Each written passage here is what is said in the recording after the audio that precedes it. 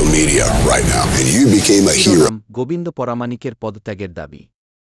বর্ণনা, এই ভিডিওতে আমরা আলোচনা করছি কেন হিন্দু মহাজোটের মহাসচিব গোবিন্দ পরামানিকের পদত্যাগের দাবি তুলছি। আমাদের হিন্দু সমাজে নির্যাতনের শিকার হওয়া এবং তাদের অধিকার রক্ষার জন্য আমাদের একসাথে রুখে দাঁড়াতে হবে। বয়কট হিন্দু মহাজোট। প্রিয় দর্শকবৃন্দ, সময় এসেছে ঘর শত্রুকে ঘর থেকে বের করে দেওয়ার। আমাদের হিন্দু সমাজে আজ এমন কিছু মানুষ রয়েছেন যাদের কারণেই আমাদের নির্যাতনের শিকার হতে হচ্ছে। তাদের মধ্যে একজন হলেন হিন্দু মহাজোটের মহাসচিব গোবিন্দ পরামানিক। তিনি এমন একজন যিনি এত হিন্দু নির্যাতন হওয়ার পরেও আমাদের কষ্টের দিকে নজর দিতে অক্ষম। প্রতিদিন হাজার হাজার হিন্দু নির্যাতনের শিকার হচ্ছেন, আর আমরা তা নির্বেশ সহ্য করছি। তাদের নিরাপত্তা এবং অধিকার রক্ষার দায়িত্ব যার উপর, তিনি চোখ বুজে রয়েছেন। আমরা আর এই নীরবতা সহ্য করব না।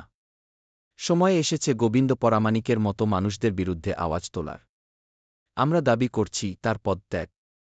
তিনি যদি আমাদের সমস্যাগুলি না দেখতে পান, তবে তার নেতৃত্বে আমরা কিভাবে নিজেদের নিরাপদ মনে করব? আমাদের শক্তিশালী হতে হবে এবং এই ধরনের মানুষের বিরুদ্ধে একসাথে রুখে দাঁড়াতে হবে।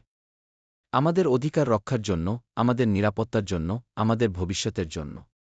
আমরা সবাই একসাথে বলি, বয়কট হিন্দু মহাজোট।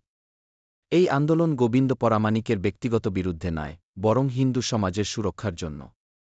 আমরা চাই আমাদের নেতৃত্ব এমন মানুষদের হাতে থাকুক যারা সত্যিকারের আমাদের কল্যাণ চান এবং আমাদের নিরাপত্তা নিশ্চিত করবেন। আসুন সবাই একসাথে রুখে দাঁড়াই। হিন্দু সমাজের সুরক্ষার জন্য আমাদের এই সংগ্রাম সফল করতে হবে।